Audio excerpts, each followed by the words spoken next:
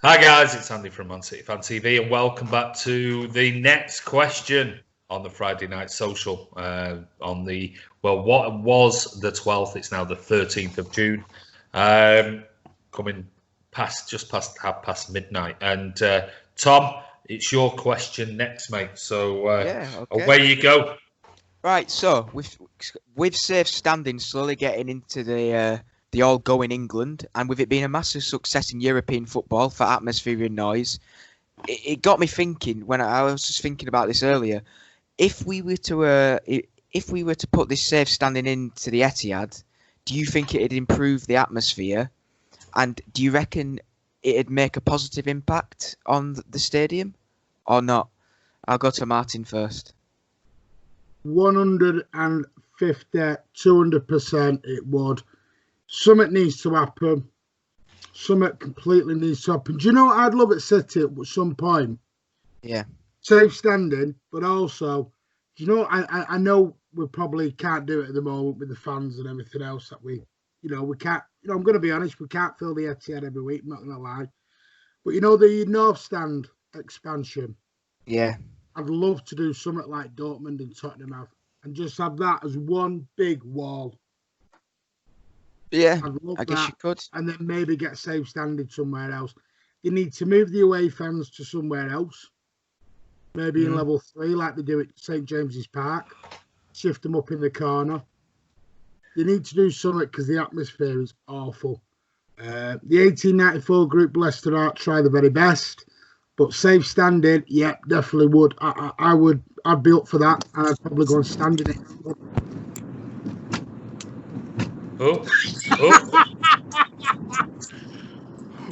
I don't know what's going on here, but we've suddenly got Alan. He's driving. I'm listening. I'm driving. You can't, mate.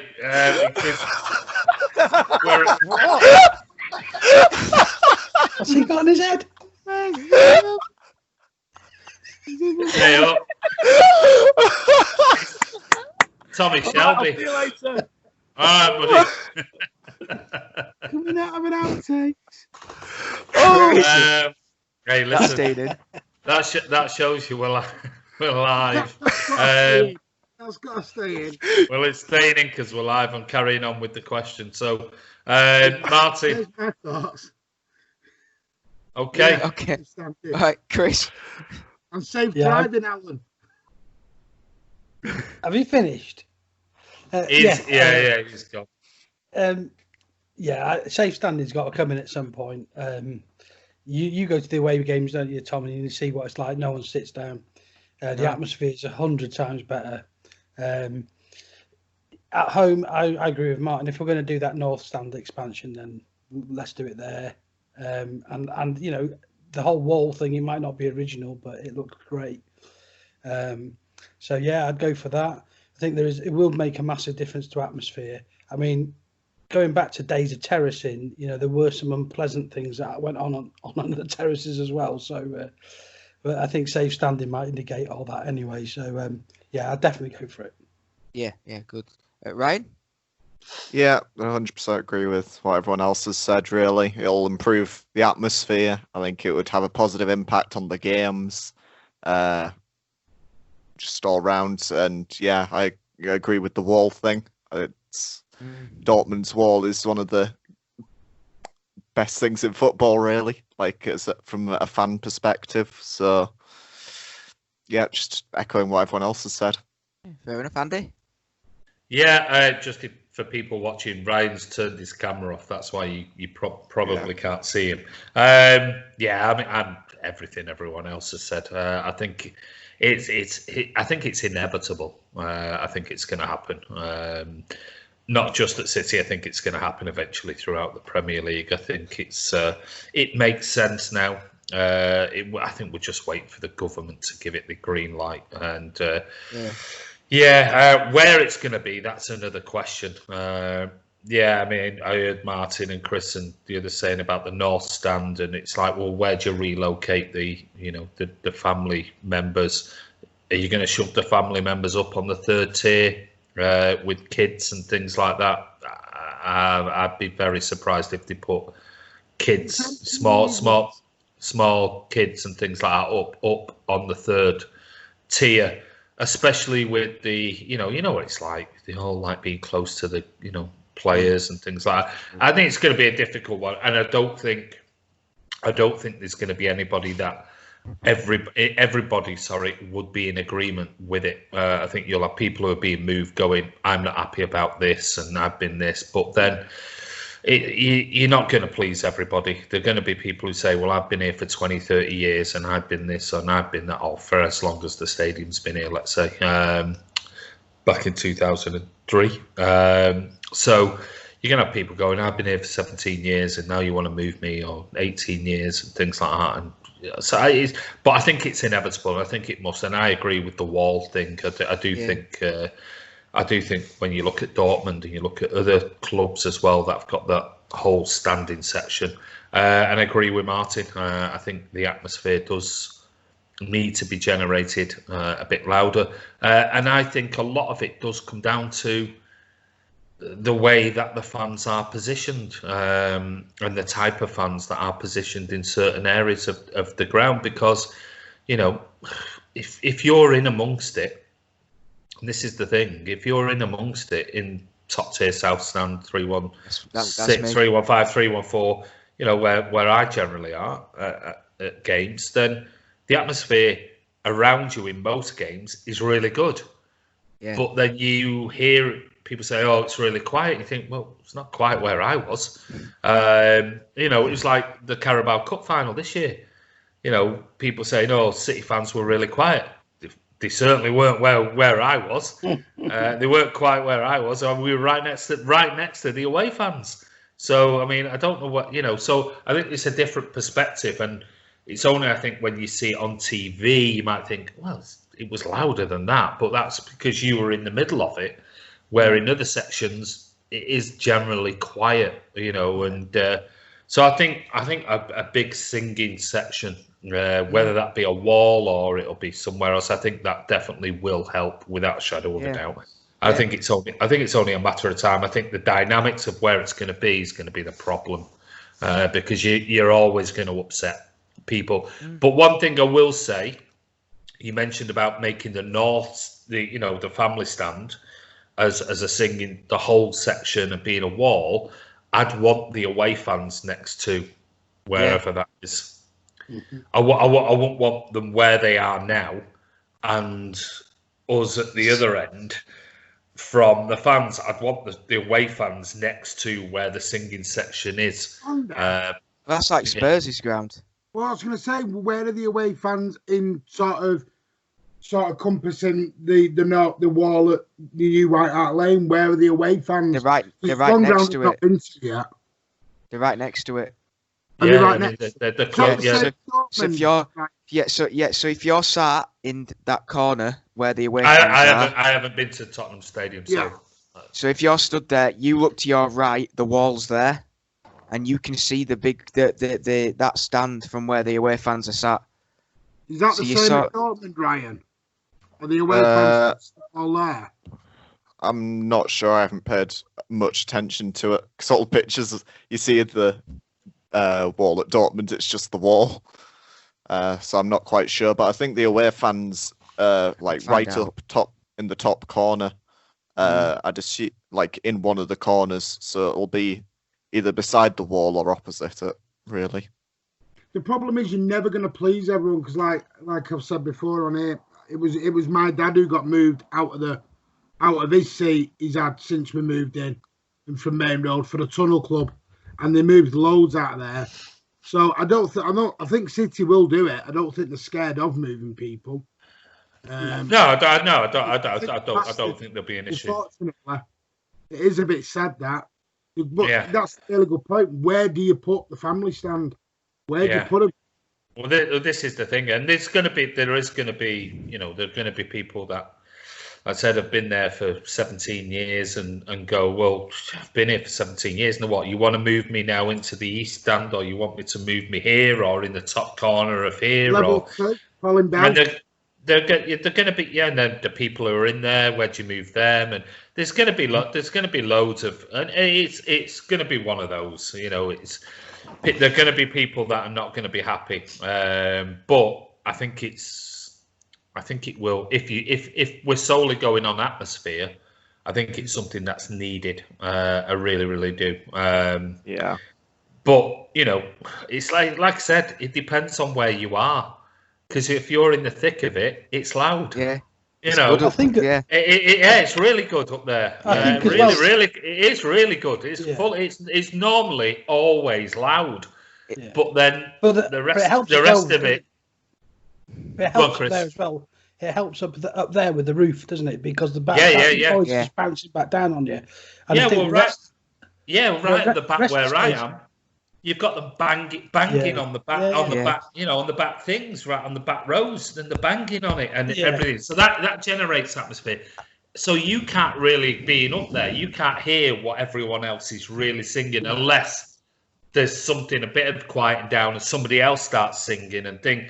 So when you're up there, you're thinking, I don't see anything wrong with the atmosphere. Yes, it could be louder on games, but as a whole stadium, when you watch it back on TV and things, you're thinking, that doesn't sound. And I know sometimes they turn it down. From where I sit in Colin Bell level 1, you can only hear the lower south stand. You can't hear the upper. Yeah. Wow. But I think that's the problem at the Etihad, is that the roof is a big problem there. Yeah. It doesn't keep any of that atmosphere in. You go to Crystal Palace, to Sellers Park, or something like that, where they're old and you're covered with the roof. But that it bounces back off it. It just goes off into the atmosphere. What about we make a retracting roof like Wembley? I would love to stick a roof on it. I'd love to see that. Yeah, it'd be good. Yeah. Just to confirm, Martin. Yeah, it's the same layout as the Tottenham ground, Dortmund's, for the away end, right next to the wall. There you go. Yeah. It's like I think it's important. Yeah, that's like east stand corner, east stand north corner in our ground. That's where they'd be positioned if you were going to put them there. I hate to say it. I think we've got to get to a point where we're filling the Etihad out week in, week out at the moment before we can get there. That's the problem. Well, who knows where we're going to be after coronavirus anyway? It could be a long time before we got a full stadium for legal reasons before we're all allowed back in. This is where City have to make a very big, important decision on ticket pricing. Well, this is the point, though, isn't it? Don't you think that's the whole point, right? With FFP, if there was no such thing as FFP, Sheikh Mansour would be able to attract all the local, City have had huge fan base in Manchester throughout their history. If it was a tenner to get in for young lads, they would come. They would come to the games. But when you're asking for 50 or 60 quid at a time, that's not easy. And after coronavirus, it's going to be 10 times harder. So FFP is what screwed it up. I think if the FFP didn't exist, the youth of Manchester would be going to watch City rather than United. Oh, totally agree. I mean, Chelsea. We spoke about this, didn't we, Andy? Chelsea was nearly £70 a ticket. It's disgusting. And that was not even on level 1. Nearly 70 quid. And it's great what City do with this £1 a ticket for Fulham and a £1 a ticket for Port Vale. I don't mean it's an awful way. No disrespect to Fulham and Port Vale, because I think they're great clubs. But which young fan wants to go and see Port Vale and Fulham? They want the big ones, don't they? Of course they do. They want to go and see the superstars, and to take your family to see the superstars, you're looking at 200 or 300 quid for a home game. Yeah, it's without food. So incredibly expensive. And the thing is with that is if you're, let's say we have 2 Premier League games per month. Let's say if we work on, one home, if it was standard, then that's if you've got, you, your wife and your kids, that's 600 quid per month to go and watch 2 football matches. That's half someone's average wage. Now, who's got that money? Well, the average man in the street, woman in the street, who's got that money to spend on 2 football matches? 2 football matches, and that is, if you say the tickets are, let's say the tickets are 60 quid for 2 adults, it's 120 quid. If you say they're 20 quid for under 18s. You know, you're looking at, you know, that's 160 quid. And then you've got travel, parking, food. So you're looking at 200 to 220 quid easily. So let's say 440 quid at a lower level just to go and go out twice. Yeah, for 180 minutes. In a month, Yeah. let's say. Now, how many family meals could you? How many times could you take your kids out to? Let's say you were talking about it off camera, Chester Zoo, or going to McDonald's, or going to the cinema, or how many times could you take your kids really to go and see something like that? Everyone knows where I'm going next week. But you know, do you know what I mean? It's like, well, how? Yeah, it's true. If you've got £440 to spend on 2 Man City matches, how many trips with your kids, 2 kids, could you go and take them on in a month? You know, all right, albeit, you know, it might not be going watching a football match, but it might be going to the cinema. I know that's not cheap, but it's, you know, it's not going to cost you 220 quid to take you and your 2 kids. It might cost you 60 quid, let's say, or something like that. So you can go 4 times for what you could go just to go and watch one Man City. And these are the next generation of potential supporters. And you might come out upset. They might not even, if you don't win. Well, you can imagine. and let's face it, you know, those kids could be 7 and 8 or 9 or 10 or something, and it's absolutely lashing it down with rain. Getting absolutely soaked wet through, blah, blah, blah. You know, so it's just where if it's a tenner or it's whatever, and I'm not saying all tickets should be a tenner, but I'm saying, you know, if you make it appealing, then as a family, you might go, did you enjoy it? Yeah, it was brilliant. I loved it. Oh, the atmosphere was great. It was this, that, and the other. Oh, you know, I saw Sergio Aguero and David Silva and Raheem Sterling and whatever. Do you want to go in a couple of weeks' time? Yeah, right. Okay, well, we're not going to go to the cinema this weekend, but we'll go and see City again. So they can budget for that. You're spending 400 plus. I mean, you've got to be careful because I remember I took my lad. Whoa, Ryan. Well, Here we go. Sorry, I got to be careful because I remember taking my lad to his first away game, his Middlesbrough away in the cup. Remember when we beat them, and it was quite cheap for the ticket. It was, you know, cup games generally are, and he wasn't that into football at the time. But I took him, and within 10 minutes, it was, Dad, why are we not 5-0 up? I'm like, don't work like that, you know. And the thing is, these young kids are so impressionable at the start. They go into games and they think it's all goal, goal, goal, and stand up, sing, chant. And sometimes, as you know, you get a lull in a game. And if you spent a load of money and that kid comes out with a bad experience, like you said, this is the future of our fan base we're talking about. Yeah. You've got to set them up in the right way. And I think this is the chance, especially after COVID-19, for the club to send a signal out, and a strong one, to go, we're going to look after our fans. I think they will, mate. And I think they would have if it wasn't for FFP. Yeah. The money. Go on, sorry, Tom. I was just saying, I'll give you an example of like what we were talking about, the kids and not being happy. I'll give you that night, Martin, when I had an interview with you after the West Ham game, freezing night, just a basic 2-0 win. Your average fan who would have just come that for a night, and have come away from that, and the kids will have been disappointed. They'll have been disappointed and bored. Whereas if you'd have spoken to me after the game, which you did, I was happy with the 3 points, and you look at it in a different way, because I've obviously seen City a little bit more, not as good as they are now. But what you're starting to get with the people now that are coming through, the younger, they're just used to City smashing teams 4, 5, 6-0. And we need to be just careful of that we're not just making the tickets cheap for the games that seem like they're going to be easy on paper. Yeah, if you get what I mean. Yeah, if you get what I mean. You have to. I don't even think, Tom, it's your generation. That's a good point, yeah. I think it's your 5, your 6, and your 7-year-olds now we have to be looking at. Yeah. Because I think your age, Tom, you're there. You are, like you said, you're integrated into it.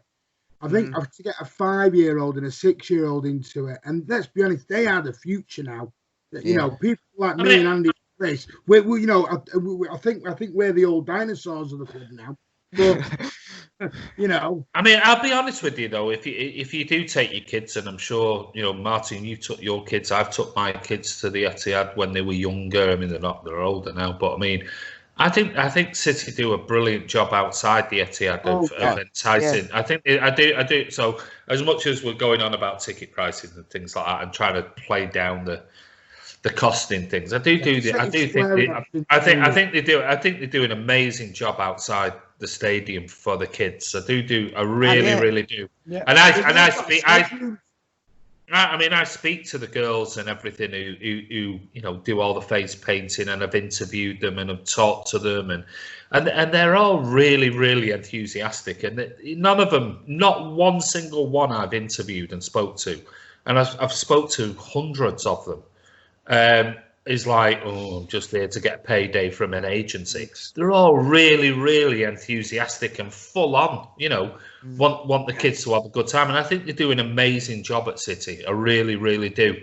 But you know, it still comes back to this. It still comes back to, we had a great day, but it's cost us this much money. And maybe we can't do it next month. We'll try and get some tickets in a couple of months' time when they're playing a Crystal Palace, or they're playing at Brighton, or they're playing, and that's the problem. So you get them in once, then you lose them for a month or two because they can't afford it, you know, and rightly so. Everyone's got, you know, especially in this current climate, you know, everyone's got to cut back.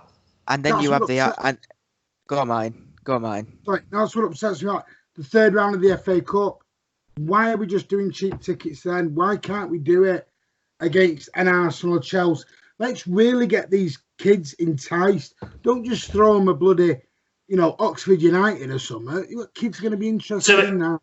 To be fair, though, I do think there are obviously less tickets for the big games that go on general sales. So there's not the access to take kids to an Arsenal United or a Chelsea game. If you ever get back. Well, maybe it needs to have a. I was just gonna say, and then you've got the other debate, like Pep. And I know the Fulham game, the weekend before the derby in the second leg of the Carabao, Pep was like, "Why is it half empty?" And then you've got the other scale who are making a decision on whether to go to Fulham or Manchester United at the same price. And everybody's in the right minds, are gonna choose United over Fulham, which is the other side of the. Other side that you're going to have to deal with. If you're going to make all the tickets the same price, you're not going to get people going for the Fulham game. They're going to go for the other games. So they've got a lot of thinking to do, haven't they? I guess. Yeah, I mean, I don't think there's a simple answer to it. Please, no way. You know, I'm not. I mean, it's a difficult. I wouldn't like to do it. we know gate receipts don't actually bring in a lot of money for the club. They don't. So, if there's going to be one area, go on, Chris. No, it's just that they've sorted it out for away fans, haven't they? So, you know, why can't they sort it out for home fans? You know. I was just grinning about the income revenues and the cash case went through my mind. So. yeah, I know. The cash case, it's giving me nightmares.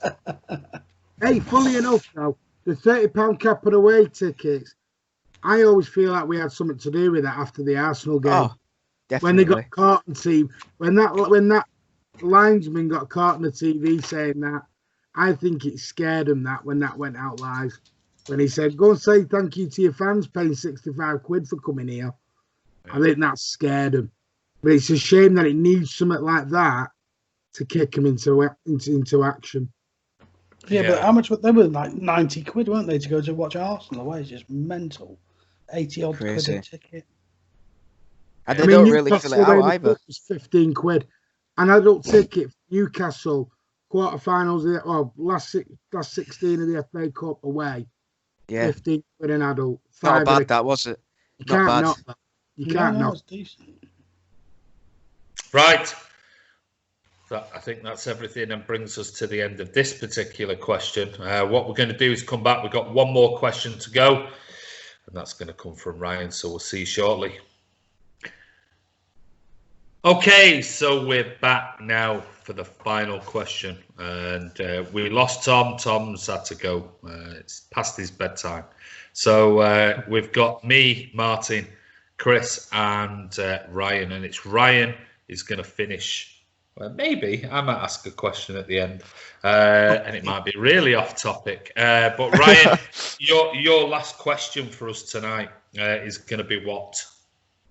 Yep. So with football resuming across Europe and resuming in England next week, I would like some predictions for your European places, so the top 7, who's getting relegated in the bottom 3, and then your winners of the Golden Boot, the FA Cup, and the European Champions League and Europa League.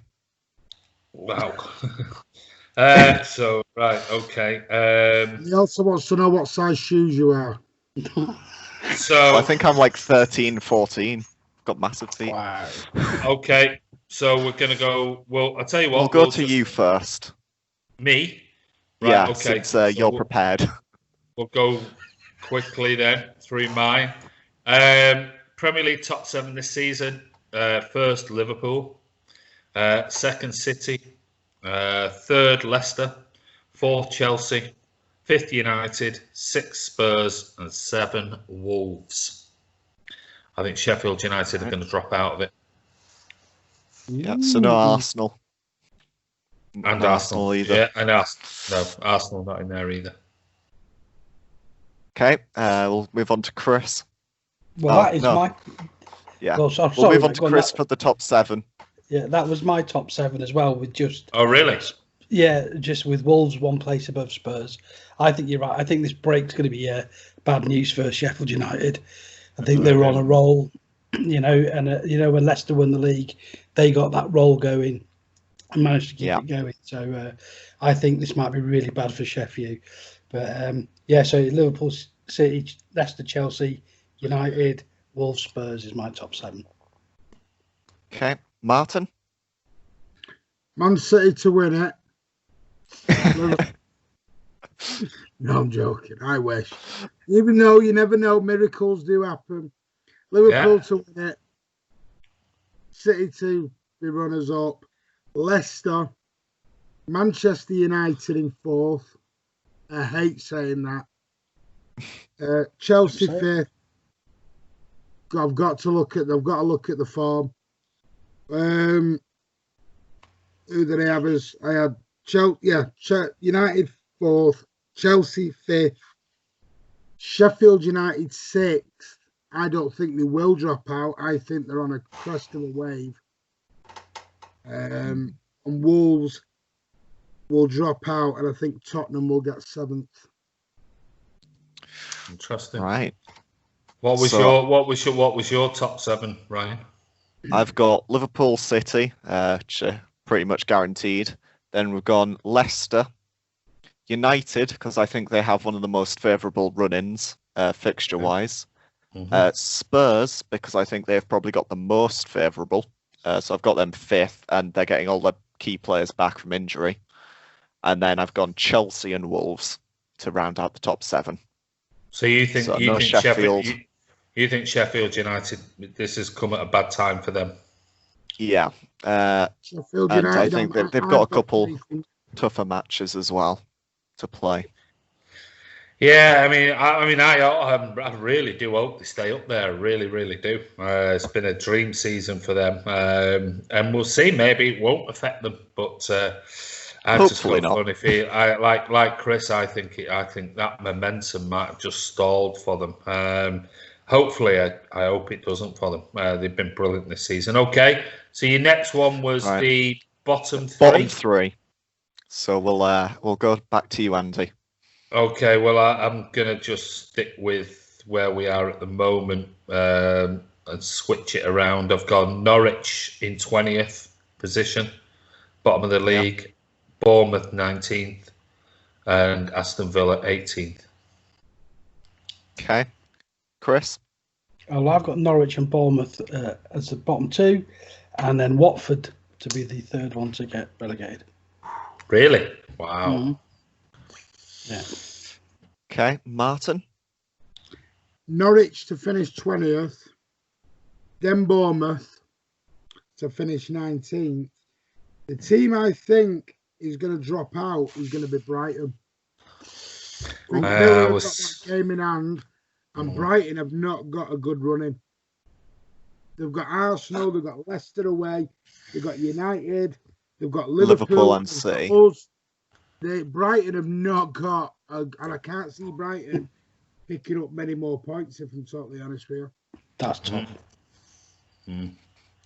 I was tossing up between Villa and Brighton. I must admit, and I was, but I don't know. I just think that game in hand's crucial to them. Yeah, but if they get beat, is it not Sheffield? Is it Sheffield United they're playing? Yeah, it's the first game. So it's one of those, isn't it? I'm gonna lose out on one of them. Yeah, but I tell you what, yeah, Brighton aren't a bad side. You know, they came to the Etihad and played some decent football. So I know, but they've got terrific running. They've got a bad running. Yeah, are awful. Yeah, it's not. It isn't. Yeah, I agree. It's not good running. Okay, what's yours, Ryan? I went with Norwich 20th, like everyone else. Then I've gone Villa 19th.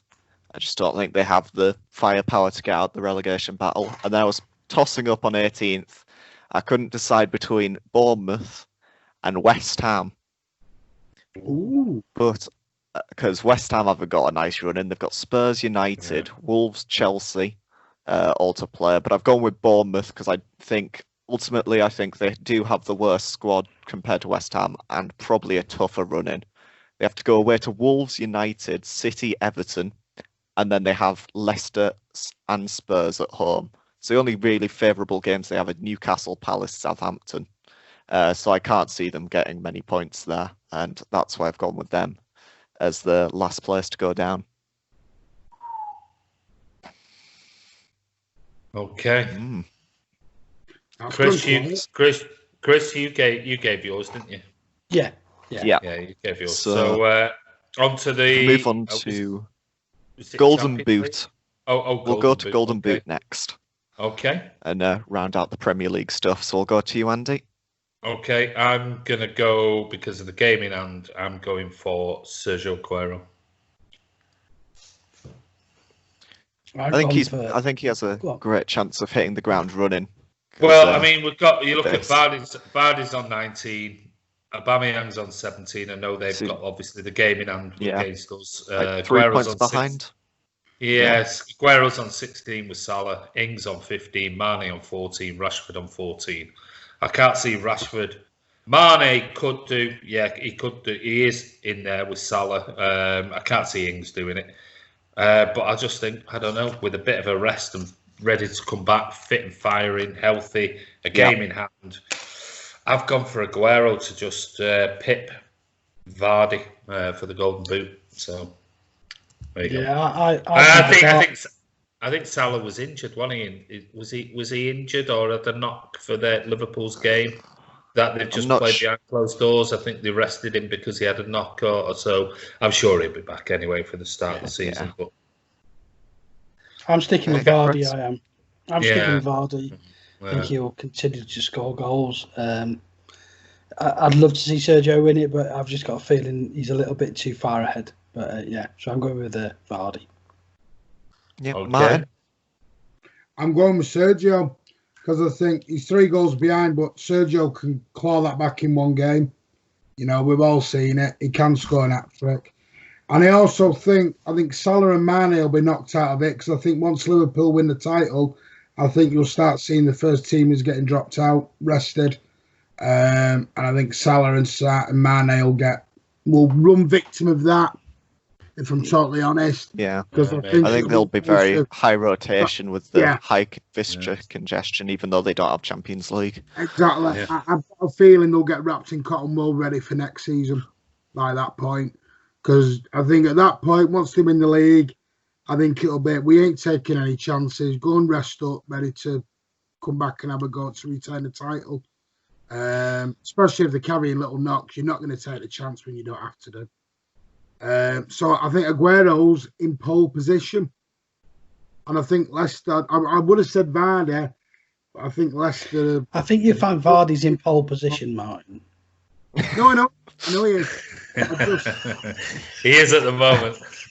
I know he is at the moment. Oh. It's funny how no one said Aubameyang, and he's actually. Yeah. I think Andy mentioned Aubameyang, didn't he? Yeah, well, he's second on 17, so we've got Aguero on 16 and Salah on 16. So, as you'll find out when we do the preview, I fancy Aguero for a hat trick next Wednesday. Oh, what about big you, Ryan? predictions there. Yeah, I've gone with Chris and I've gone with Vardy.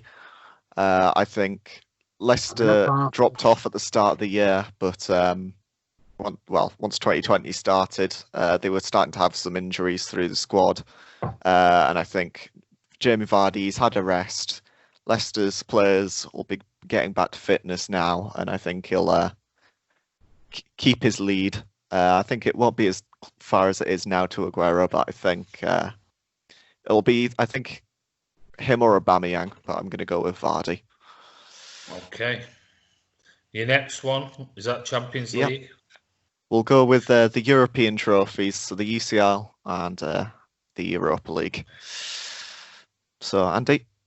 Right. This was difficult because even though I think City, and if you watch the other parts that we put out already, I think City have got a really good chance, like I said earlier, in a one-off game knockout competition. Just looking at the form of the teams and everything else, I just think, for me, there's one team this year who's going to win it, and it's going to really, really stick in the throat. I think it's going to be Bayern Munich. Oh, I knew you were going to go down that road.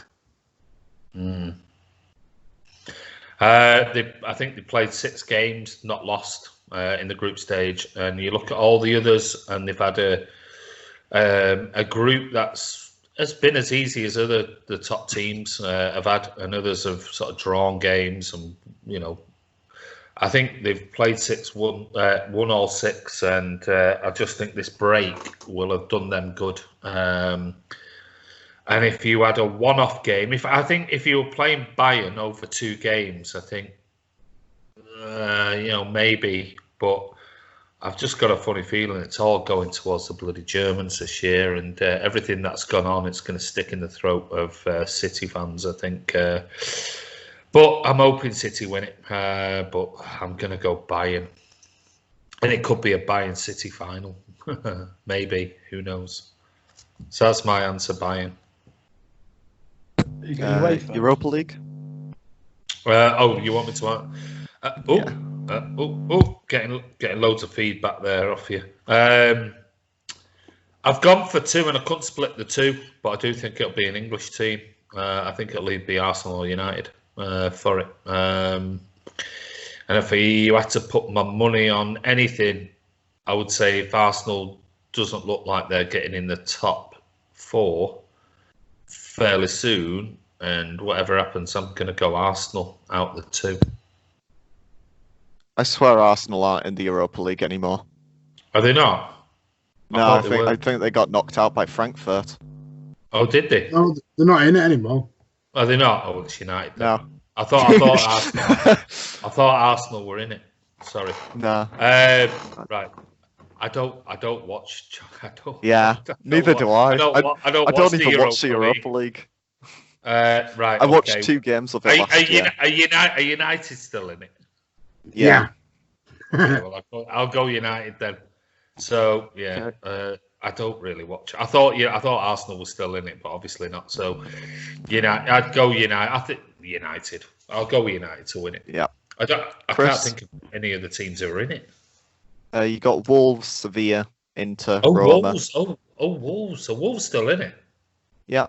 They got a 1-1 draw in their first game against Copenhagen. But that was it. So they've got an away goal. Antonio Conte, Inter Milan. All right.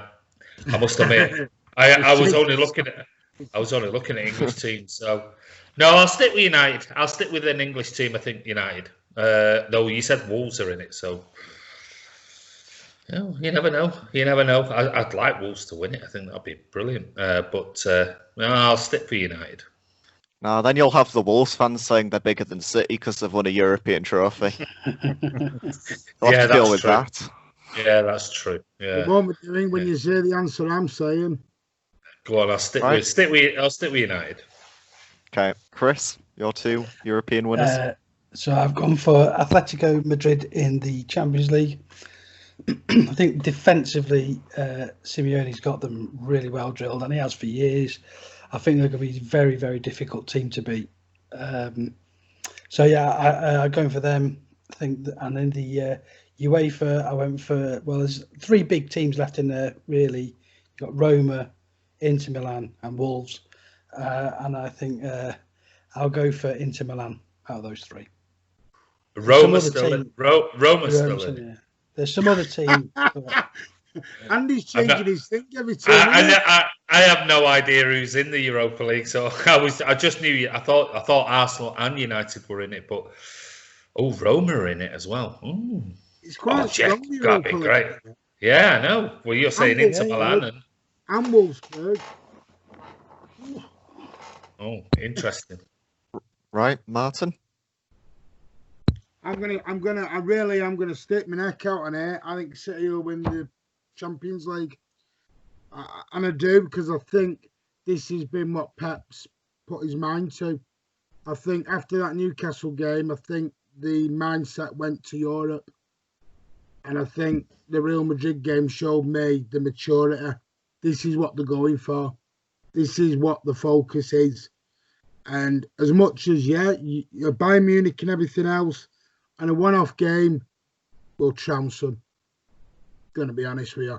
And you know what? I'm going to sound two-faced here. Play Leroy Sané, bag an hat-trick against Bayern, and then he signs his contract 2 minutes later afterwards. I'd love it. It's not going to happen, but I tell you what, I'd love it. I sound like Kevin Keegan now. Yes, I just think for some weird reason, it's written in the stars, this. Everything that's happened with UEFA, I don't know why. I just can see it happening.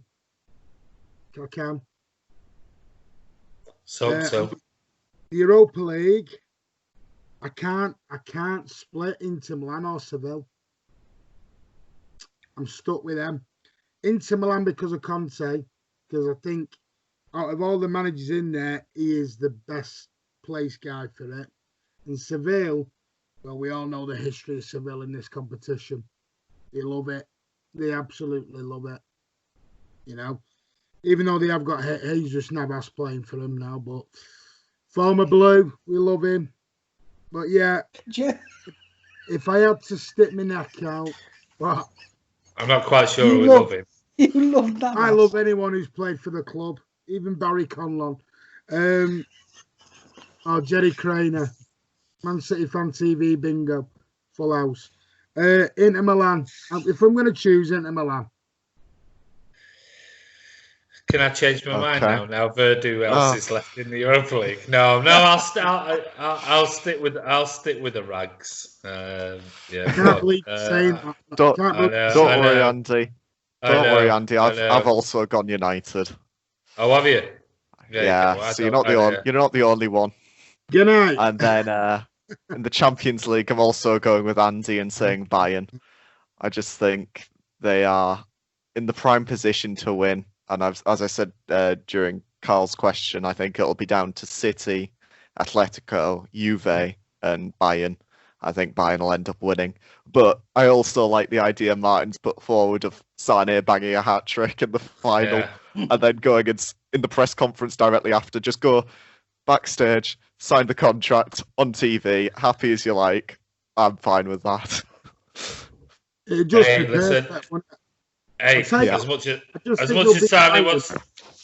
much as Sané I want him to stay. If he did that, I'd be a happy boy. I'd be, Could you imagine it? Though? Can you imagine? There's going to be no team talk needed if we played Bayern. There'll be no team talk needed. There's no incentives. There's no more incentive to go out to not that load of you know what out. Not literally, but figuratively. Ranting again. He is. He's off. He's off on one. Here he goes. And then I'm Um, assuming so we've all got football's City in the FA Cup. I City. Yeah, we've all got FA City in the Cup. FA Cup. Yeah, We've all got City, yes. Yeah. I'm going for domestic. I'm going for Formidables again. Sorry, Formidables. Twice in a row. Stick that in your pipe, Scousland, and deal with it. The real question is, if Liverpool win the league and break all the records, but we win the Champions League, surely we've had a better year based off their logic last season. Well, we have because we won It 4 changes trophies every anyway. season. Well, I won 4 trophies. And the last time I went to school, 4 was bigger than 1. Well, they said they had a better year last year when we won 4. So. Yeah. Although claim they're in their European treble with their 2 friendly trophies. Right. But when they went and beat the butcher, the baker, and the candlestick maker over in Mexico. Exactly. Never beat We're me. gonna.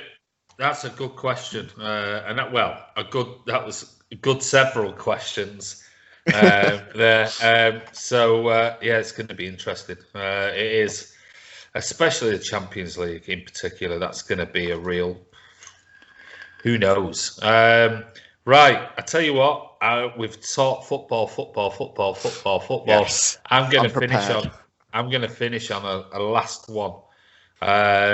And I'm going to ask you to name.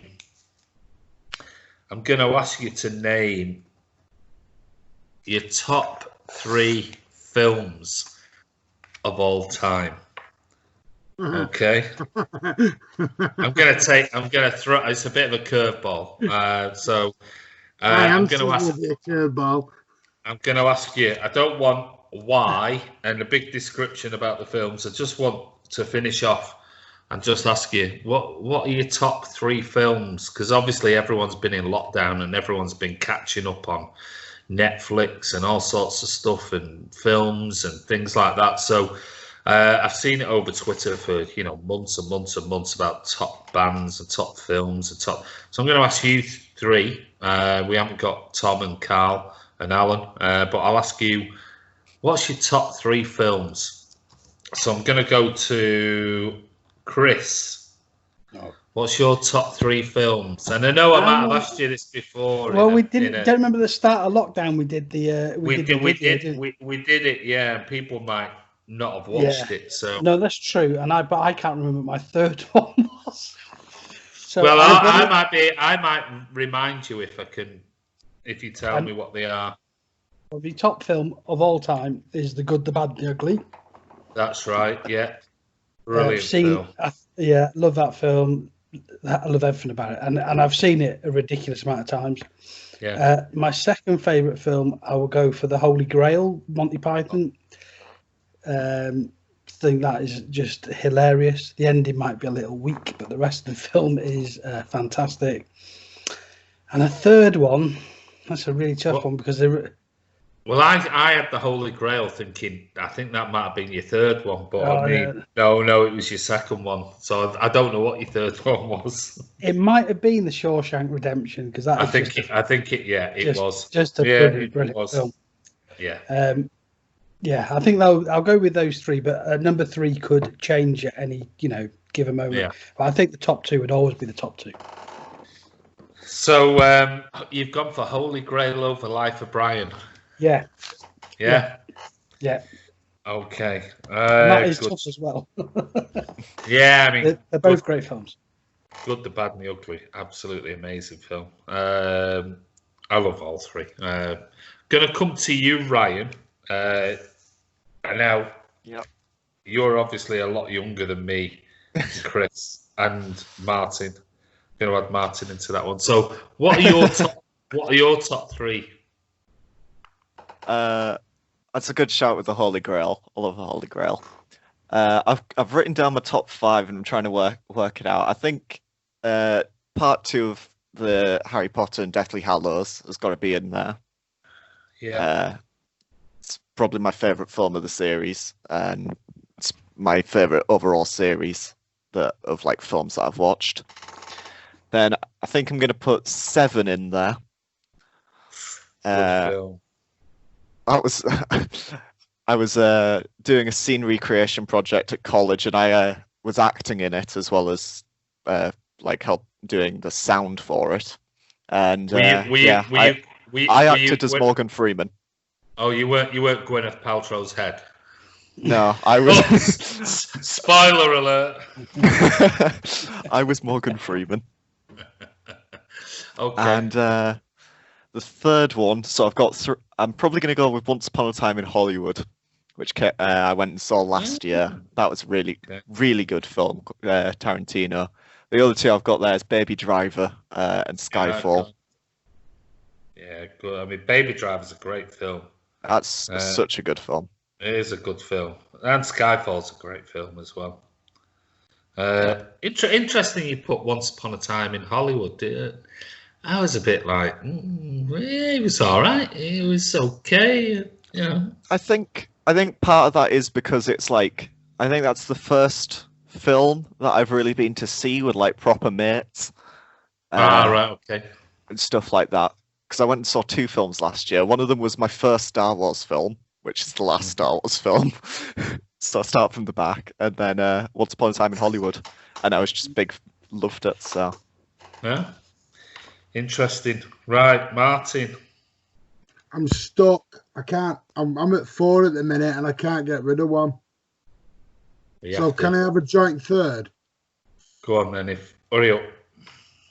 Joint third is going to have to be Face Off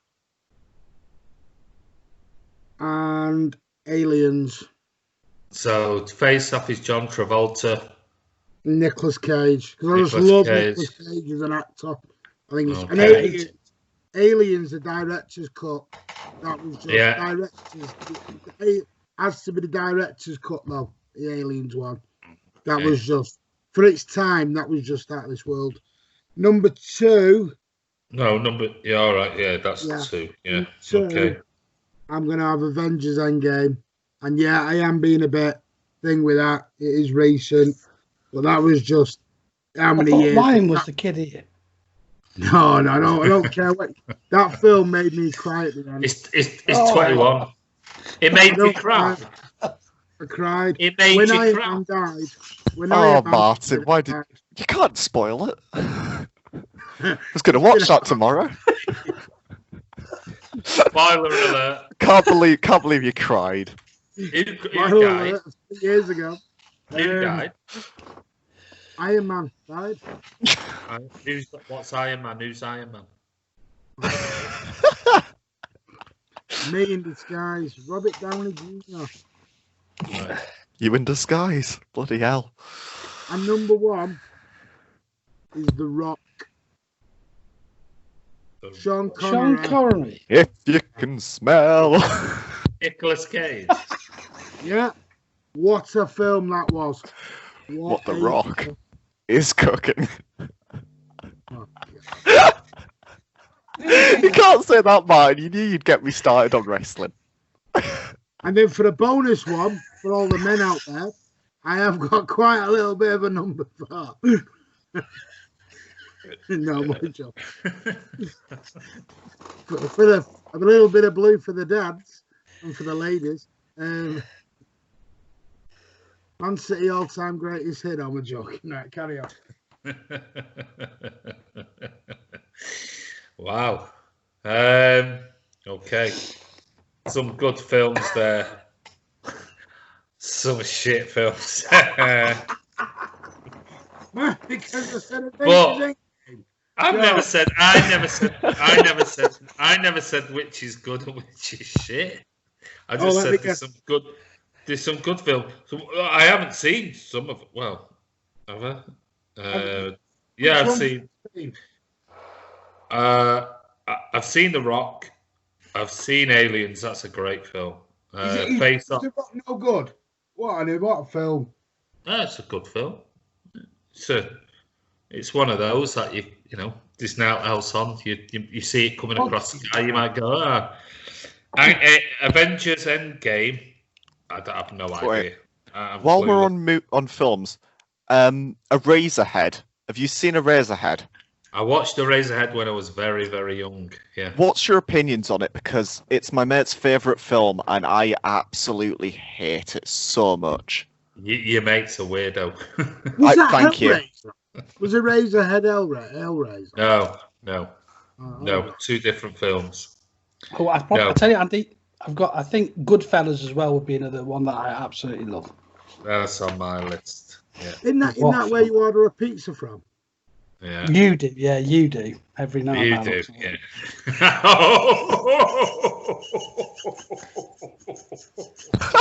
Excuse me. Carly. Well, Have you seen yourself? So Slim Shady. I take it so personal. Right, okay. It's caramel drizzle. Someone's not hang on. I'd maybe not say to that. If you want to give us your top 3 films below, Tourette's. If you want to give us your top 3 films below, don't forget, give them below. Don't forget also your Premier League top 7, your bottom 3, your Champions League winners, your Europa League winners, your Golden Boot winner and your FA Cup winner. They were the questions from Ryan. Then feel free. Anyway, this is the end of the Friday Night Social for this week. I want to say a massive thank you to Tom, Karl, and Alan, who had to go in their business and things like that. Tom had to go to bed, but he was pumping more iron. He was pumping more iron. Yeah. He's like Mark Wahlberg. He has to get up at 1:15 in the morning to do weights. But don't forget, go over and watch the other parts of the video of the Friday Night Social and give us a comment below those as well. Part 1, there was some heated debate on there, which is what it's all about. It's like mates in a pub. We'll all argue about all sorts of stuff, and that's the way it should be, and that's what the Friday Night Social is all about. But anyway, Martin, thank you very much, buddy. You're welcome. I'll see him. Oh, well, Wednesday, watch along. Don't forget. The one, I will be on 7:45. I'm going to go live half an hour before kickoff. Okay, so go over. Get in with the atmosphere. Yeah, I'll create some artificial atmosphere. So don't forget, go over and watch along with Martin. Chris, thank you, mate. Cheers, Andy. Thanks for inviting me on again, mate. Stay safe, everybody. Don't forget. It'll be the last time. Listen, you stay safe in Estonia, mate. Thank you, mate. Stay over there if you've got any sense. Ryan? It's been thoroughly entertaining as ever. As always. Thank you very much for coming on, man. One thing I do have to say is before Alan left, he left me a message to read out just at the end. And on Wednesday, is it going to be Wednesday? Is it Thursday morning? It's going to be in Melbourne. Don't forget the Melbourne Man City Supporters Club. I'm meeting up at the Imperial Hotel. That is number 2 Burke Street in central Melbourne. And there's going to be 20 places. It's the normal place where all the City fans meet up. There's only 20 places available. If you want to book a place, it's $20 Australian dollars, and included in that is a full breakfast and coffee. And what you need to do is contact Steve Bardsley. You'll know him. He is the guy who runs the Man City Melbourne Supporters Club. You can contact him via Facebook or email, but please make sure that you get in early, because like I said, there's I know Steve's going to be there, I know Alan's going to be there, which leaves only 18 places left. So don't forget, go over on Facebook or email Steve or Alan and make sure you book your place at the Imperial Hotel, number 2, Burke Street in central Melbourne. Early hours Thursday morning, to watch the Man City game if you want to. But anyway, this is Andy from Man City Fan TV. I want to say a massive thank you to all the guests that came on tonight. And as usual, don't forget to subscribe, hit that bell icon. Make sure your settings are set to public, not private. That way you'll be notified when all the new videos are coming on the channel. We'll be back as usual, and don't forget, go over and check out the other parts of the Friday Night Social. But take care, and we'll see you soon. I'm doing my clap. You're doing your clap. You can't clap. Oh, it's camp now, is it? All right. See you soon, guys. All right.